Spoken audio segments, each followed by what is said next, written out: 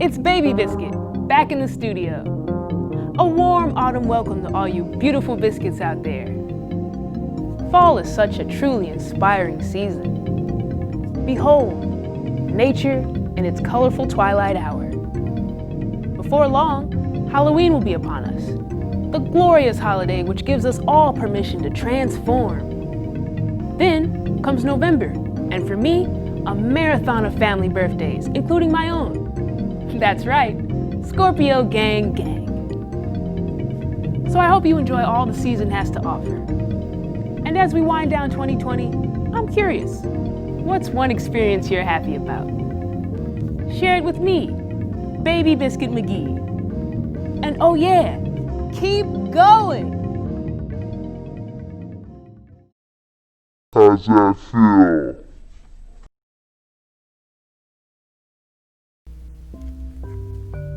I'm honestly so happy to have our next guest on the program. A multidisciplinary artist, you've probably seen their intricate installations on display throughout the region. Their most recent marvel, Cosmic Cave, is now on display at the Rife Gallery in Columbus, Ohio. The co-creator of Connoisseur Magazine, proud Midwesterner, and all-around joy, please welcome Sydney Joslin Knapp. Thank you for being on the program. Thank you for having me. I'm really excited you're here, and I wanted to start by asking you about Cosmic Cave. It's your largest installation to date, and I was wondering if you could share a little bit about the process and how you came up with this idea.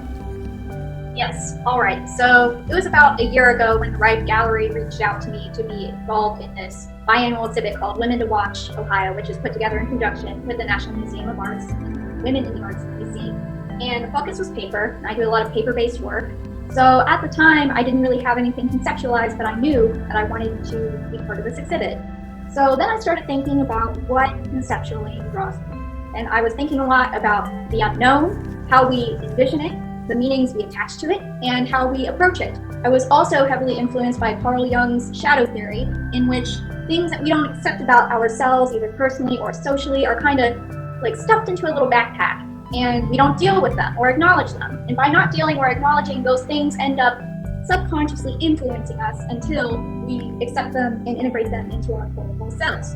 I was also heavily influenced by Joseph Campbell's Hero's Journey, in which he posits that in order to become our best actualized selves, we need to go into the darkness, go into adversity, so that way we can come out stronger and more full. So then I started thinking about what we visually represent as the unknown. And I was thinking about deep sea and space and caves, because there's still so much naturally that we don't know about. So then I was thinking, okay, if I could take these earthly and heavenly sorts of things and mesh them together into a space, then that can be sort of like my own version of going into the darkness, into that quiet space. And as I was working on it, then the pandemic hit. And while I was working on all these large cave blob pieces made out of paper mache and paper and pipe cleaners, I kept wondering, is this going to happen? Am I going to be able to make the Cosmic Cave? And thankfully, the Rife Gallery made it so that we could install at the gallery, even though it was physically closed. So the Cosmic Cave kind of exists in this intermediate space where it's mostly engaged with virtually. However, it was a space that I was able to go into, and people who work at the gallery were able to experience, and I'm really honored to be able to have done this, especially in this time frame, and considering all of the things that are going on in the world currently. That's incredible. Thank you. Wow.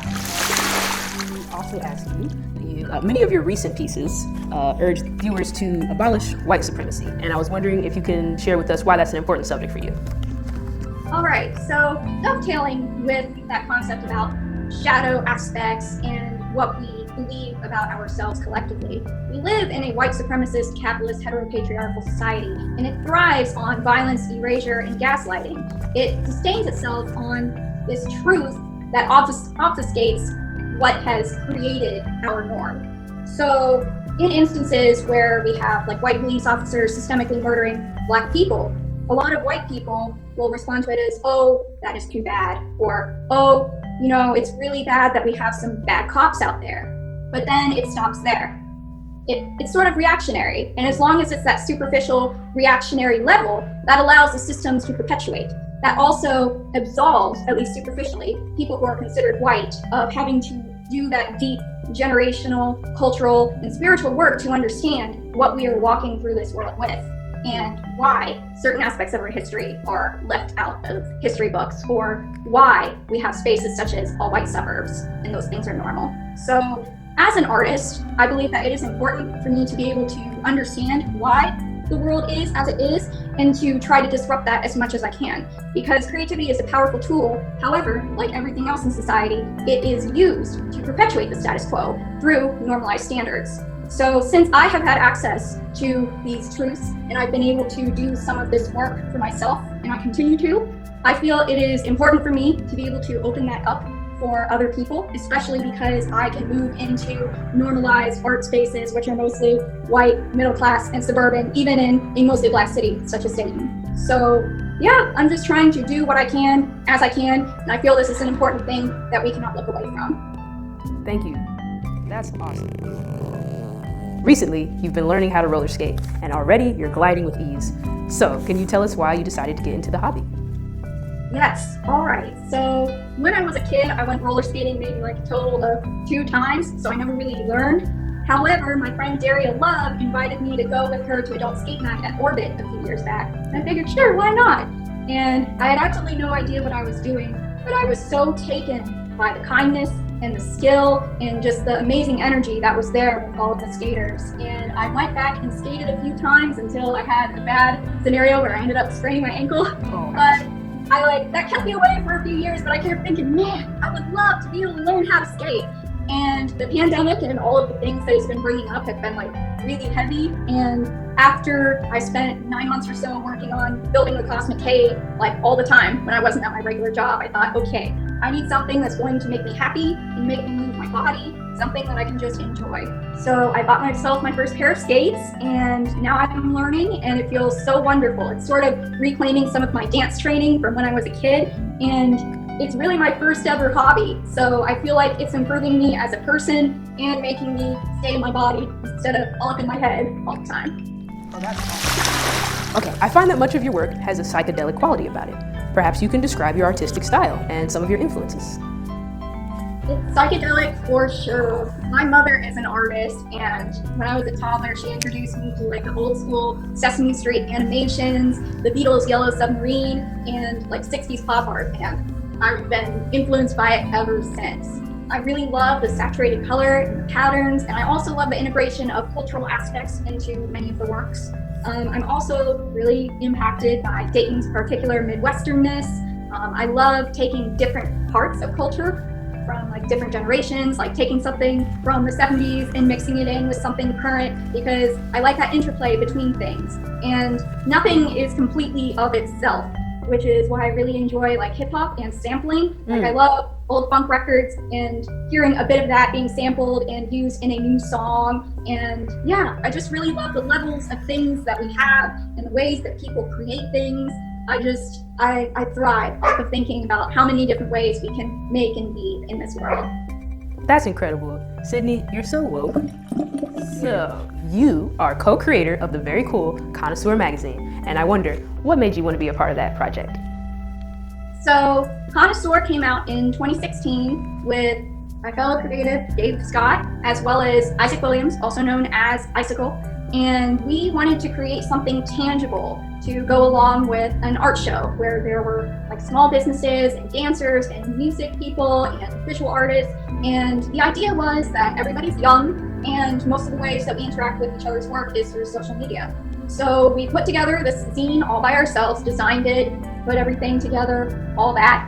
And it ended up being 40 pages in black and white. And then later on, Dave and I went on and said, okay, that was cool. We would like to continue to do this and sort of expand it out. So Connoisseur's issue 2 was released in 2018. It was about 130 pages, full color, including some of the people who were in that original magazine, plus a larger swath of creatives and small business owners from around Dayton. We are working toward a 3rd issue, and the goal is to create a holistic understanding of the arts and culture in Ohio that goes beyond like standardized art spaces and things. We want to recognize people as they are and be able to track the things that we are doing. So, yeah. Stupendous. What has kept you motivated creatively during this very challenging time in our world? Remembering that this is not forever, and that where we are currently is a step on the long, winding path of the rest of our collective lives and my personal life. I've just been trying to make more room for myself to be able to rest and do things that I enjoy, such as skating, and just to try and ease through the things instead of going, well, you know, everything is crap, or I should be at X point right now. And it's like, no, Sydney, you're right where you need to be. You're doing the work that you need to do. It's going to be okay. Beautiful. That's a great attitude to have. I'm glad. So what projects or ideas are you exploring next? So next, I am focused mainly on thinking about all the different attributes and experiences I have had and trying to push the ways that I can apply them, especially in regards to trying to actualize a better society or get people to be connected with XYZ resources or think about such and such circumstances. So I'm trying to take it easy, but be more decisive in the steps that I take. Awesome. Thank you, Sydney, so much for your time. It was a pleasure speaking with you. Is there anything else you'd like to add for the people out there? Should I do how you can find me and my work? Oh yeah, please. Okay, so my website is www.sydneyjoslinknapp.com, and then you can follow me on Instagram at thewindiscrying. Awesome. Guys, you heard it first. Go follow her. She's super talented. She does incredible things with a number of mediums. You're not going to want to miss this. And thank you. We'll be right back. You're watching Biscuit Town.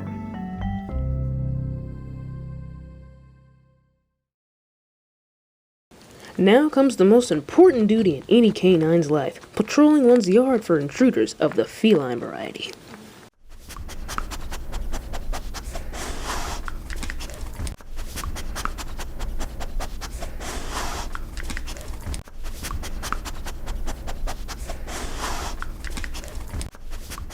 It seems as if all is well in my kingdom, and egad, it's Ninja Cat!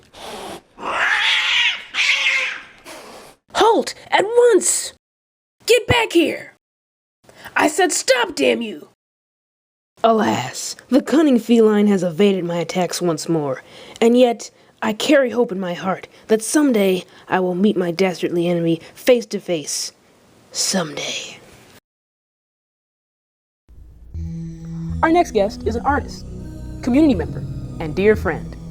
Please, help me welcome Miss Chanel Coco Gillespie. Peace. Thanks for being on the program. We're really happy to have you. I know you wanted to speak about a recent incident with the police in which you felt your rights were violated. Could you tell us about what happened? Most definitely. Thank you for having me on the show. It's really an honor. I was just walking from the local market. I think that was a Friday afternoon. It's about 75 degrees actually. And just on my way to a relative's house and got stopped by some male police officers. I'm not sure if they had a reason, but from everything going over with my lawyer, they actually don't. So I feel like they just took things to a whole nother level simply by asking me questions in an aggressive way. They didn't give me any reason, just walking across the street on the sidewalk randomly. So, and they assumed arrest, and I had a lot of injuries from it. So it was a big tragic moment, but I'm glad I survived. Just with everything that I have seen on the news and things, people have passed away and been killed. So just thankful and grateful. That is a blessing. Would you say you were profiled? Honestly, I would. Just replaying it in my head, walking over in that area, it's my community, so it wasn't like I was uncomfortable or drawing attention to myself. I was just in that frame of mind. I'm about to have dinner with my family, and having that happen to me was just like, I wonder if it was some type of vindictive or some type of premeditated thought behind those servicemen, because their aggression was just too powerful for a simple stroll, you know? Yeah, you weren't breaking any laws to your knowledge. No. The report doesn't report any of that, and me retaliating by simply using self-defense, saying like that's not a part of protocol. I was even more injured for that, so speaking up was almost a crime. Yeah, it's so unfortunate that that's the case. So how are you recovering from this really stressful event? Honestly, sleep, rest, just not really putting my attention towards it as if I am a criminal. Not reacting with violence myself, because I feel like they don't match. Putting them together will only create more. And this is something that I've seen, again, like with the news, and not even this year, but even in the past, I've seen so many different deaths from servicemen, people who were represented by the government. And so I heal by just learning about their responsibility, what should have gone right, and also just taking care personally, just taking a lot of rest. You mentioned mindfulness. Is that something you're practicing now? Honestly, yeah, it's one of the biggest things I could say that will like determine my ultimate success in this healing process, because I'm so used to just fast-paced everything, whether it's school or economics or social media, and it's like that's good. It's just that being present, like how it makes me feel, like how does that embody me? How does that embody like my spirit? That's key. So, perhaps you have some idea for improving communications between police and vulnerable citizens? Honestly, yeah, I feel that standing in solidarity for my ancestors and for the recent victims of police brutality, excessive force, and prejudice. I feel like standing up and saying, okay, I survived, but I'm not a victim. I mean, I know that's the go-to, but I'd rather say I'm an activist. I can speak up and be a better Angela Davis, you know, for the fact that she had to go underground because the police were violating her rights for being a sovereign person. Is your art an outlet for the trauma of this event, or is there something that's just helping you to release that sort of anger or anything? Actually, this is a little bit more indigenous, but I actually do indigenous dance. So recently, like just getting not into like an actual a fire full of a circle fire, but more like just in my own space, like doing that same traditional dance, letting things flow, and then using that as like a way of healing. And then also practice capoeira. So those two, it's all a form of dance. Just using that as a form of expressing those things I can't even speak about because of the wounds and because of the trauma. Incredible. Well, thank you very much, Coco. You're welcome. It's been a pleasure to have you on the program. Anything else you'd like to add to the people?